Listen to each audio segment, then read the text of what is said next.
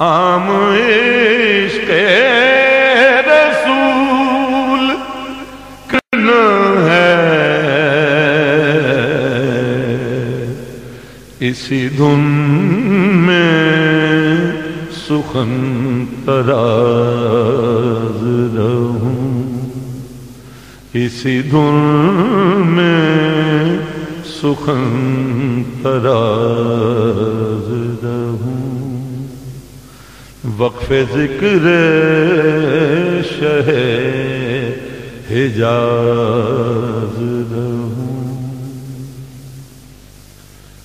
نعت خیر الانام کہتے ہوئے، نعت خیر الانام کلمات کو وہ کامیاب ہوا۔ حضرت آصف بن برقیہ کا جو واقعہ ہے، اللہ اس واقعے کے لیے کیا کہتا ہے کہ ان کے پاس تھوڑا سا کتاب کا علم تھا۔ کتاب کا علم جو تھا وہ عبارت کا علم نہیں تھا بلکہ حرفوں کا علم تھا۔ حضرت محی الدین ابن عربی رحمۃ اللہ علیہ اور اکثر مفسرین نے اس کو اس طرح بیان کیا کہ وہ حرفوں کا علم تھا جو آپ پہ ظاہر تھا اور جس کے ذریعے تخت بلقیس آیا تھا۔ اب اس پر بہت سارے لوگ جیسے ابھی بھی اختلاف رکھتے ہیں کہ ایسا کیسے ہو گیا تھا، جب قرآن واقعہ بیان کر رہا ہے وہ جب کہ، تو اب اس پر بھی تعویلیں لاتے ہیں۔ وہ کہتے ہیں کہ نہیں، وہ آیا نہیں تھا تخت، بلکہ حضرت سلیمان علیہ السلام کے سامنے سے حجاب ہٹ گیا تھا۔ اب بتاؤ حجاب کون ہٹا رہا ہے؟ ان کے حواری، اپنے نبی کا حجاب ہٹا رہا ہے۔ بہت ساری باتیں ایسی ہیں کہ کیا کہہ سکتے ہو تم، اللہ تعالیٰ معاف کرے، اللہ تعالیٰ ہدایت دے۔ اچھا، علم میں ہدایت بھی ہر آدمی کو نہیں ملتی، بغیر مانگے نہیں ملتی۔ العلم حجاب الاکبر کیوں ہے؟ اسی لیے حضرت شیخ شہاب الدین سہروردی رحمۃ اللہ علیہ جب سرکار غوث پاک کی خدمت میں حاضر ہوئے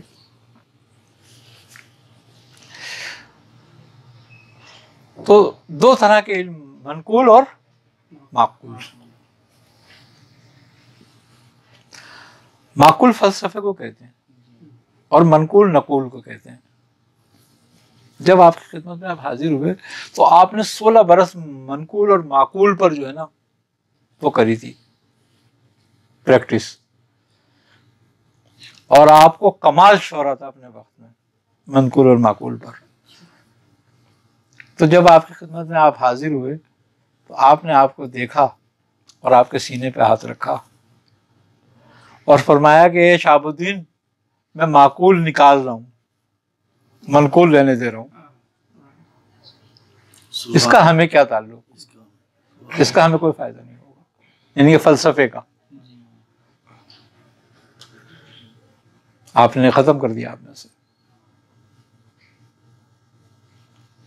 تو اب جب کوئی طالب علم آپ کے پاس آتا، آپ نے جب اپنا مدرسہ بنایا، جب طالب علم آتا تو آپ عبد الرحمن جوزی کے پاس بھیج دیتے ان کو تعلیم حاصل کرنے کے لیے کہ وہاں جا کے تعلیم حاصل کرو، پہلے پھر آنا میرے پاس، معقول وہاں سے سیکھو۔ ہاں۔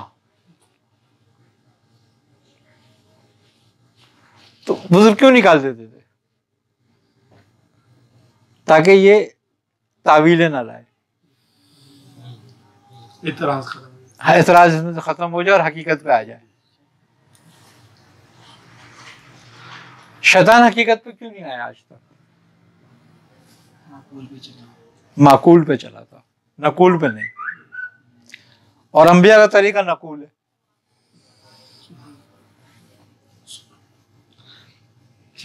جیسے کہ دیکھا جائے تو جو منقول ہے وہ اعلیٰ درجے کی معقول ہے، ہاں، اور جو خالی معقول ہے وہ نفس کی طرف سے، نفس کی طرف سے۔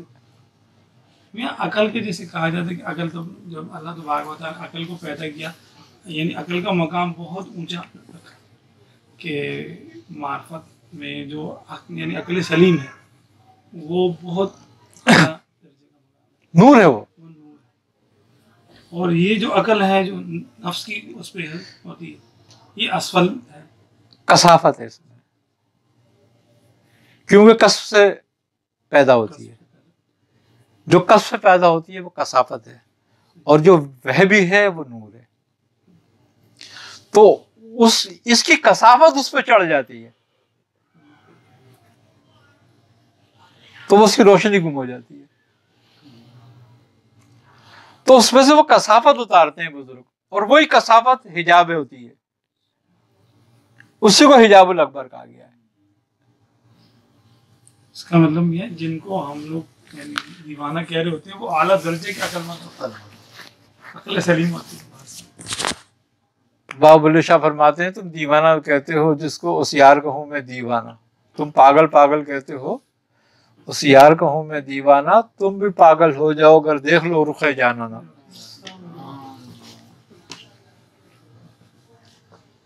اچھا، ہر وہ بزرگ جو ابتدا میں مخالف ہوتا ہے وہ انتہا میں مدلل ہو جاتا ہے. اس میں بھی راضی ہو. نہیں، اس کی وجہ یہ ہے کہ اس وقت علم سوار ہوتا ہے، اور جب علم سر پہ سوار ہوتا ہے تو آدمی اندھا ہوتا ہے، اور جب قلب میں اترتا ہے تو آنکھیں کھلتی ہیں. جب تک یہ سر پہ سوار رہتا ہے نا، جب تک یہ کچھ نہیں سوچنے دیتا، اس کی عقل مقود کر کے رکھتا ہے، اور جب اس سر سے دل میں اتر جاتا ہے پھر اس کی زبان بھی بند ہو جاتی ہے اور اس کی آنکھیں بھی کھل جاتی ہیں. جس کی زبان چلتی رہے گی اس کی آنکھیں نہیں کھلیں گی، جس کی زبان بند ہوگی اس کی آنکھیں کھل جائیں گی. پھر وہ دیکھتا ہے حقیقت کھل جاتی. حضرت علی کرم اللہ وجہ کی دعا کیا تھی کہ اللہ مجھے اشیاء کی حقیقت کی کھول دے. یہ اچھا میاں، یہ جو ولایت یعنی کتابوں میں آتا ہے ولایت یعنی محمدی، ولایت احمدی، اس کا کوئی وضاحت ہو سکتی ہے؟ دیکھو، ولایت محمدی اور ولایت احمدی تعین اول ہے، یہ وحدت ہے، اور مقام عادیت میں ہے داخل. اور ولایت محمدی جو یہ کثرت ہے، اور ولایت مقام وحدت میں داخل ہے. یہ صفات اور افعال پر ہے، وہ معرفت ذات پر ہے. احمدی جو ہے، آپ سرکار عالم صلی اللہ علیہ وسلم کا ایک مقولہ ہے، آپ نے فرمایا ارشاد کہ انا احمد بلا میم، یہ ولایت احمدی ہے، یہ معرفت ذات ہے.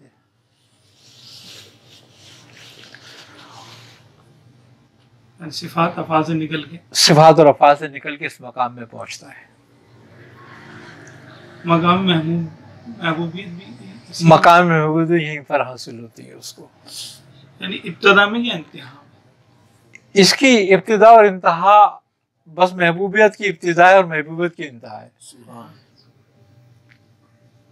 اور حضرت عیسیٰ علیہ السلام نے دیکھو جو ذکر کیا ہے وہ محمد کا نہیں کیا ہے، احمد کا کیا ہے. کیوں؟ وہ صفات اور افعال سے نکل کر معرفت ذات میں تھے، اس لیے انہیں احمد نظر آتا تھا.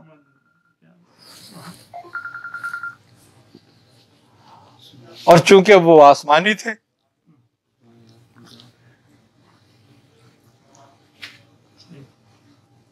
تو یہ سمجھنے والی بات ہے، بڑی عجیب بات ہے وہ ایک، اور وہ مقام بہت افضل مقام ہے، مقام احمدیت کا. یہ ولایت جو صفات اور افعال کے راز کو جان لے وہ مقام محمدی میں شامل ہو جاتا، داخل ہو جاتا ہے، اس ولایت میں، ولایت محمدی میں داخل ہو جاتا ہے. کہیں نہ سمجھے بات. اور جو اس سے آگے بڑھ جائے، معرفت ذات کی طرف چلے، تو پھر وہ اس مقام میں چلا جاتا ہے جس کو ہم ولایت احمدی کہتے ہیں. اب اس میں صرف وہی لوگ جا سکتے ہیں اور وہی جاتے ہیں جن پہ خصوصی کرم ہوتا ہے، جن کے معاملات بالخصوص ہوتے ہیں. ہر کوئی نہیں ہوتا، اور نہ ہر کوئی اس بات کو سمجھ سکتا ہے۔ اس مقام میں جانے کے بعد خلیفۃ فی الارض ہوتا ہے آدمی، وہ اس کی مرضی ہے مالک کی، اور ایک وقت میں ایک کوئی رکھے، لیکن رہتا ضرور ہے، ہوتا ضرور ہے۔ ہاں یہ نہیں ہوتا کبھی کو اس سے خالی ہو جائے، کبھی نہیں ہوگا ایسا۔ یہ اولیاء تکوینی میں آ جائیں گے جی، یا مرشد والے مقام رشد پہ؟ مقام رشد والے ہی پہنچتے ہیں اس مقام تک، آئی نا سمجھ بات؟ اولیاء تقویم کو نہیں اتنی جلدی ہوتا، وہ بھی پہنچتے ہیں، ایسی بات نہیں ہے، تو وہ بھی اس مقام میں پہنچ جاتے ہیں، لیکن کیا ہوتا ہے کہ ان کے لیے بڑا وہ ہوتا ہے مسئلہ۔ یہ جو رشد و ہدایت ہے وہ نہیں بس یعنی اس سے مقام جلدی طے ہو جاتے ہیں، رشد و ہدایت سے۔ رشد و ہدایت سے مقام جلدی طے ہوتے ہیں۔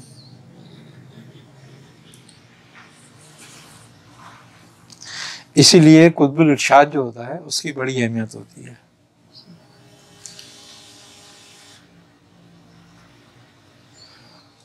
کیونکہ جو قطب الارشاد ہوتا ہے وہ رشد و ہدایت پر ہوتا ہے، اور جو قطب الولایت ہوتا ہے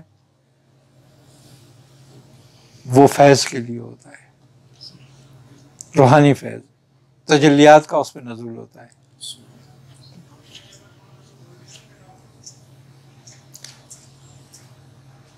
اور وہ زمانے میں ایک ہوتا ہے،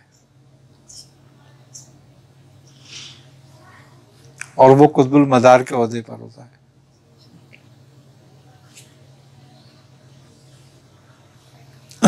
اس سے تمام عالم کو، تمام اقطاب کو فیض حاصل ہوتا ہے، اور اس کے قلب سے سود اس طریقے سے نکلتی ہیں کہ جس مقام کے لیے جس کی ضرورت ہے وہ وہاں تجلی ہوگی۔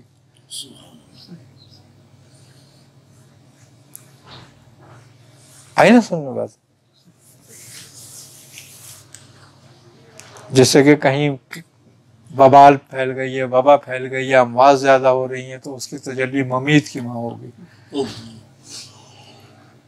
قحط سالی ہو رہی ہے، لوگ در بدر ہو رہے ہیں، مزل کی تجلی ہو رہی ہے اس کے ذریعے وہاں پہ۔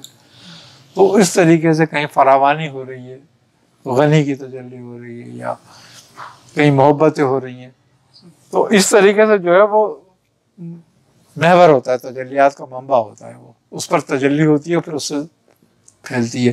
ورنہ اگر ڈائریکٹ زمانے پہ ہو جائے تو سب کچھ تیو بالا ہو جائے۔ شیخ مجد الفسانی رحمۃ اللہ علیہ کی جو کتاب ہے مکتوبات میں، اس میں ایک جگہ دیکھا تھا کہ وہ آپ نے ارشاد فرمایا کہ کائنات پہ جو تجلی ہوتی ہے وہ بالعکس ہوتی ہے، یعنی اگر وہ صفت جلال ظاہر کرے گا آسمانوں میں تو یہاں وہ صفت جمال کے طور پہ ظاہر ہوں گے، جیسے کافر جو ہے وہ ناز و نعمت میں ہوتے ہیں، صحیح ہے۔ اور اگر وہ صفت جمال ظاہر کرے گا آسمان میں تو وہ دنیا میں صفت جمال کے جلال کے طور پہ ظاہر ہوں گی، جیسے مسلمان ہیں وہ آزمائش میں رہیں گے یا تکلیف میں رہیں گے، تو یہ اس کے واسطے سے ہوگا۔ ہاں، وہ منقص وہی کرتا ہے، اسی کا قلب، یعنی تجلیات کا نزول اس کے قلب پر ہی ہوتا ہے، چونکہ انسان جو ہے شجر معکوس ہے، ہر درخت کی جڑ زمین میں ہے، مگر اس کی جڑ زمین میں نہیں ہے، اس کی جڑ عرش پر ہے، اسی لیے اس کو شجر معکوس کیا گیا اور قلب کہا گیا، یعنی کہ پھرا ہوا۔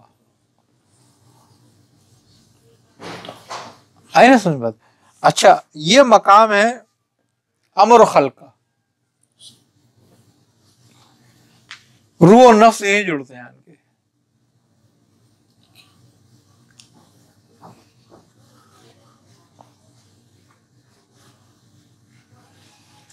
امر کا تعلق اپنے رب سے رہتا ہے اور خلق کا تعلق نفس سے ہوتا ہے۔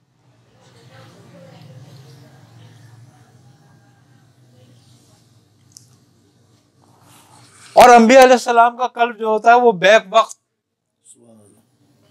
معرفت الہی میں بھی ہوتا ہے اور خلق کے ساتھ بھی رجوع رہتا ہے. اس کے معاملے میں خلل نہیں آتا کبھی بھی. وہ خلق میں رہ کر بھی خالق سے جڑا رہتا ہے. ہم جب قلب خلق میں آتے ہیں تو ہم پہ حجاب آ جاتا ہے.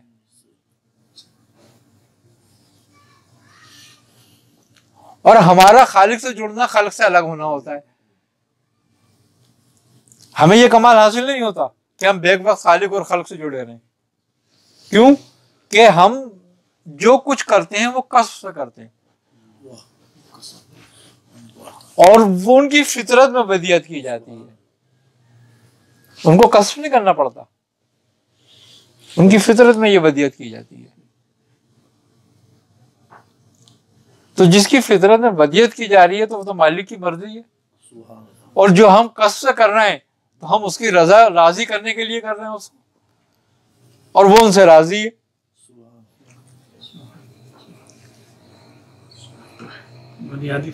بنیادی فرق ہے. تو جو ہم کسب سے حاصل کرتے ہیں اس میں ہم یہی ہے کہ جب تک ہم خالق سے رہیں گے تو خالق سے الگ رہیں گے, جب خالق سے آئیں گے تو خالق سے منقطع ہو جائیں گے. اور پھر ہم میں یہ ہماری جو نفس میں یہ قوت نہیں ہے کہ ہم بے وقت دو میں سے جڑ جائیں. ہم باقی بھی نہیں رہیں گے.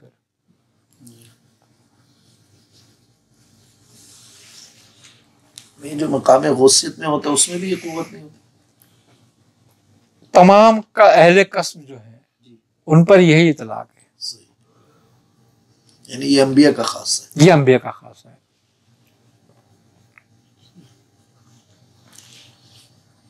اچھا, اب ریاضت کرتے کرتے کرتے قرب حاصل کرتے کرتے وہ مقرب ہو جاتے ہیں, بالکل حالت قربت میں چلے جاتے ہیں. اللہ تعالیٰ نے جب جن کو یہ وصف عطا کیا تو کیا انسان کو نہیں کیا؟ شیطان عبادت سے ہی تو قرب میں کیا تھا. لیکن کیا بات رہی کہ اس کی اصلاح نہیں ہوئی, اس کا کوئی مصلح نہیں تھا. ہاں, اور جس کا کوئی مصلح نہیں ہوتا وہ ہر بات میں معترض ہوگا. جیسے شیطان نے اعتراض کیا کہ نہیں یہ کیا بنایا تم نے, جب اس نے نام کے ساتھ ایک نام اور لکھا دیکھا تو معترض ہو گیا. تو بات یہی ہے کہ جس کا مصلح نہیں ہوتا نا اس کی اصلاح نہیں ہوتی. جس کی اصلاح نہیں ہوتی اسی لیے کہتے ہیں بزرگوں نے فرمایا ہے کہ نفس اور علم دونوں کے لیے ایک چیز ضروری ہے کہ علم تصفیہ کے ساتھ اور نفس تزکیے کے ساتھ معتبر ہیں, نہیں تو دونوں فساد ہیں.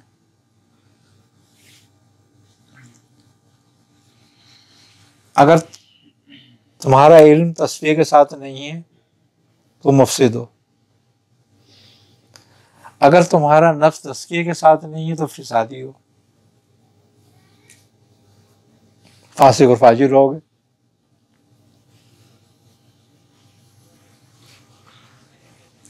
اب ان دونوں کے لیے ایک مصلح چاہیے.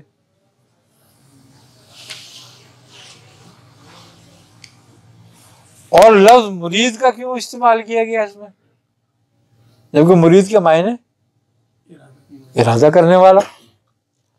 مقصد یہ ہے کہ جو اپنے ارادے کو اپنے مصلح کے تابع کر دے وہ مرید ہو جاتا ہے, تاکہ وہ اس کی اصلاح کرے. آپ سونا لے کے جاتے ہو سونار کے پاس تو اس کے حوالے کرتے ہو کہ بھائی یہ اس کی کھوڑ نکالنی ہے, اب وہ تمہارے سامنے تیزاب میں ڈال دیتا ہے اس کو. اب تم چیخو رہے یار تو نے میرا سیاح تیزاب میں ڈال دیا, پھر وہ آگ میں ڈال دیتا ہے. تم کیوں نہیں ڈالتے؟ تم بھی تو ڈال سکتے ہو خود اپنا سونا آگ میں. آتا نہیں ہے طریقہ، نہیں معلومات. اتنی قیمتی چیز دوسرے کے حوالے کر دیتے ہو. پھر کھٹکا بھی لگا رہتا ہے کہ چوری نہ کر لے.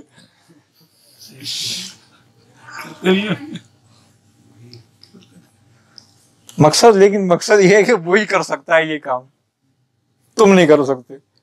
اس لیے اب چاہے چوری کرے چاہے پورا دے، اس کے حوالے کرنا پڑتا ہے اور بھروسے کے ساتھ کرنا پڑتا ہے. یہ نہیں کہتے ہو تم کہ میں بیٹھا ہوں میرے سامنے کر دے.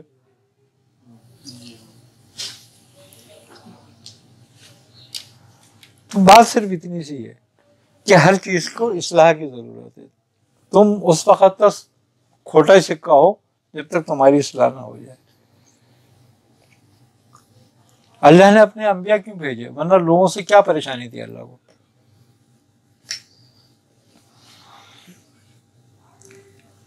ان کے کفر کرنے پر کیا وہ ان کو نعمتیں نہیں دے رہا تھا؟ اور ان کے ایمان لانے پر انہیں کون سی بڑھا دی ان کی؟ اور بلکہ جتنے ایمان لائے اتنی آزمائش میں پڑو گا.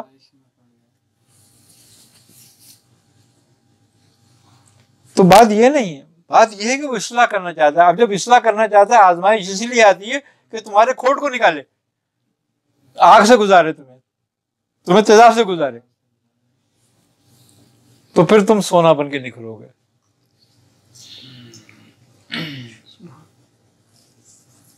ورنہ اس سے پہلے اس کو کیا ضرورت تھی؟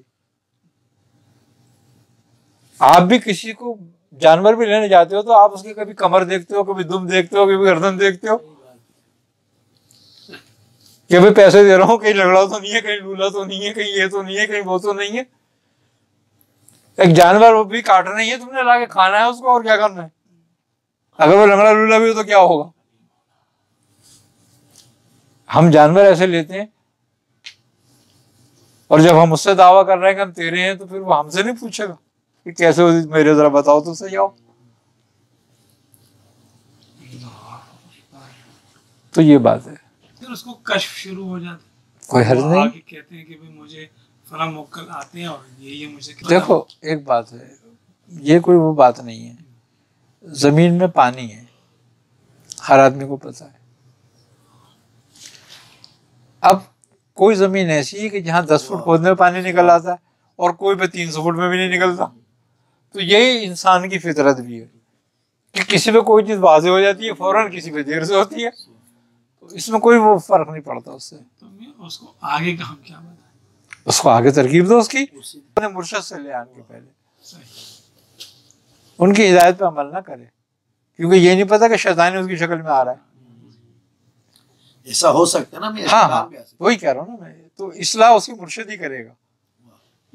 اب جیسے یعنی وہ ہے نا بیعت وہ ہم سے ہوئے تو اس کے تو مرشد، اگر وہ تم سے بھی بیعت ہے تو وہ تم سے کیا بول رہا ہے؟ اگر کوئی ایسی بات ہے کہ جو قرآن حدیث سے نہیں ٹکراتی ہے، اس کی مخالفت نہیں کرتی ہے، تو پھر تو اجازت ہے اس کو کر دو، تم بھی اجازت دے دو.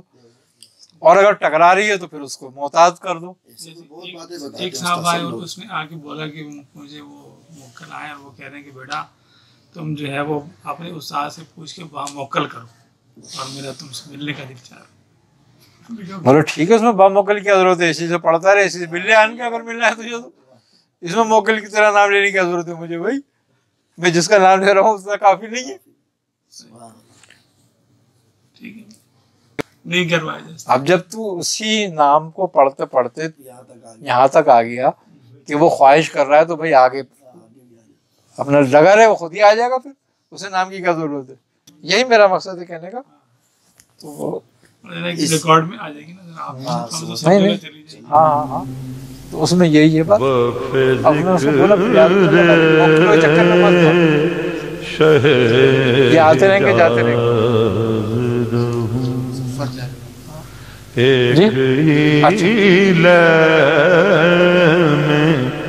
میں نواز رہوں، ایک ہی